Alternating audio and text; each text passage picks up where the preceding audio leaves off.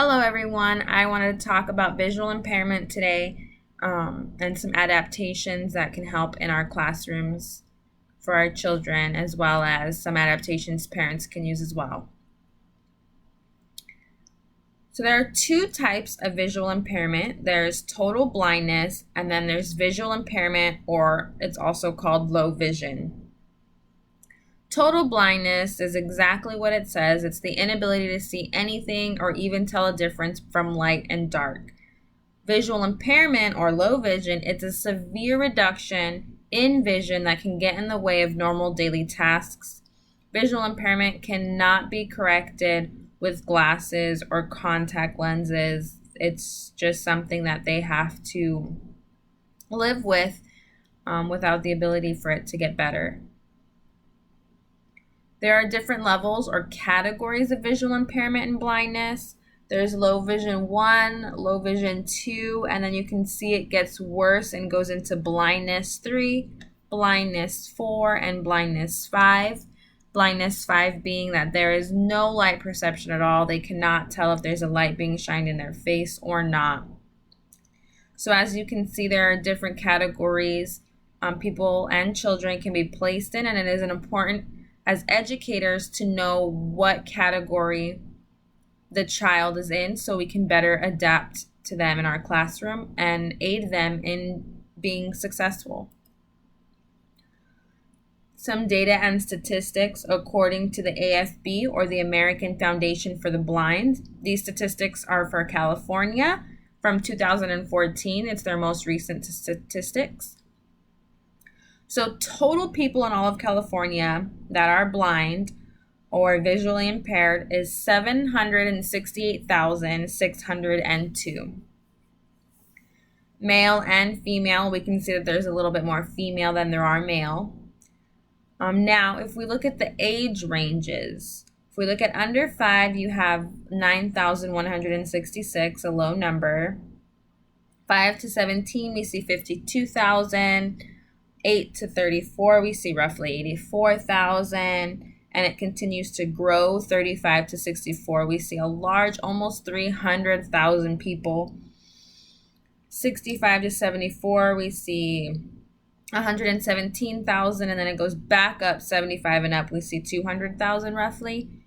Now I want to point something out. I want to point out that the age range from 5 to 17 is the second least amount, being at 52,057. But that is a very high number of children with visual impairment or total blindness. And all of those children have to be able to be in our classrooms and to be successful. And it's important for educators to understand that we need to accommodate these students. We need to know how to accommodate these students since there are so many of them. A little bit more data and statistics from the American Printing House for the Blind, their 2014 annual report. So they have a total number of students at 60,393. So that's how many students are in classrooms and that are visually impaired or blind. Those are different state departments or residential schools, rehabilitation centers. Those are just everybody who reported. And then if you see by the reading medium, we have a lot of Braille readers. There is a lot of print readers. There's auditory readers, non-readers, and pre-readers. Each year, the American Printing House for the Blind polls each state for data on the number of legally blind children. This is ages 0 through 21, enrolled in elementary schools and high schools. So that they can receive their reading in Braille, large print, or audio formats. This is used to develop a quota for federal funds to be spent in each state for material in each of these alternative formats. These are probably the only exact numbers regarding blindness in the United States due to the fact that they are reported and they do get federal funds to make these different materials in Braille, in auditory format, in large print format. So it's important for educators to understand that there are these resources out there and they are funded federally. So make sure if you need it, you ask for it. So I just want to talk about our classroom environment. If we do have children in our classrooms that are visually impaired or blind, you need to make sure that the student is not working in his or her shadow. That can make it a lot harder for them to see if they are visually impaired. Arrange the room to provide open space for walking. Do not have things cluttered around the classroom. They're not going to be able to know. And make sure that you teach these students of the location of these obstacles. You are going to have a trash can placed, or you're going to have some desks placed. Make sure that the visually impaired students know where these desks are placed so that they can get around. And if you make changes, notify them. Make sure they understand that this moved here. Also, if they're visually impaired, make sure that they're seated closest to the classroom so they're not struggling even more to see the board. For our academic instruction, educators should not stand in front of windows so the light doesn't shine from behind you, making it harder for them to see your mouth moving or to see you. Keep visual images simple. Again, with the don't clutter the classroom, don't clutter pages, don't clutter visual images. It makes it harder for them. Provide desk copies of any reference materials that you have posted on your classroom walls. So some examples of this are your word wall or your alphabet, your calendar, your number line, anything that you have posted around the wall to aid your students. Make sure that your visually impaired students have a desk copy that they can look at, and they don't have to look across the room, because obviously they're not going to be able to see. We need to give them the same opportunities we give all the other children. And use non-glare paper and avoid any lamination. That glare can really bother them and make it worse for them. Some social behavioral things that I wanted to talk about was, do not isolate our visually impaired students.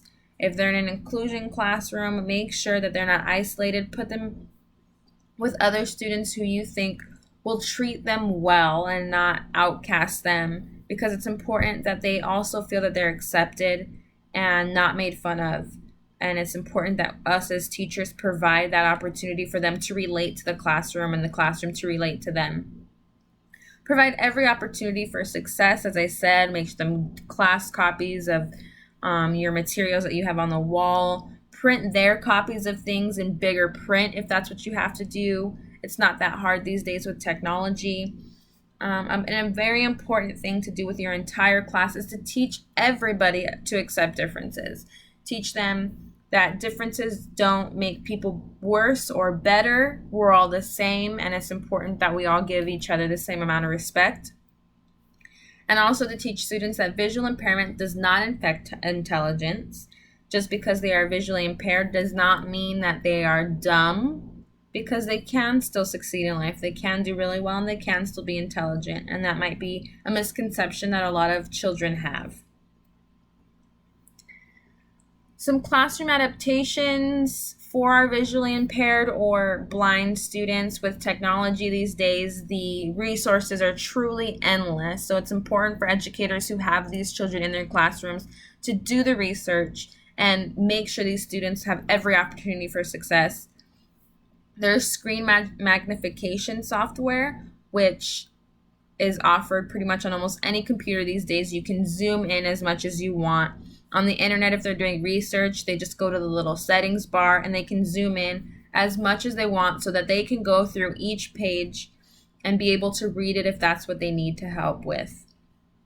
There are digital books, Kindle, you have your Nook book, you have the Apple books, and those books have a great resource. Not only can you make the font that you can best read, but you can make the font as large as you want, and you can also change the colors of the pages in the font so that it's not too bright for you, or it's easier to read, it's more subtle, it's easier on your eyes. There are also recorded books or audio books. So for our blind students who cannot read at all, or for our visually impaired students that can't read either, they can still get the information they need from these recorded or audiobooks.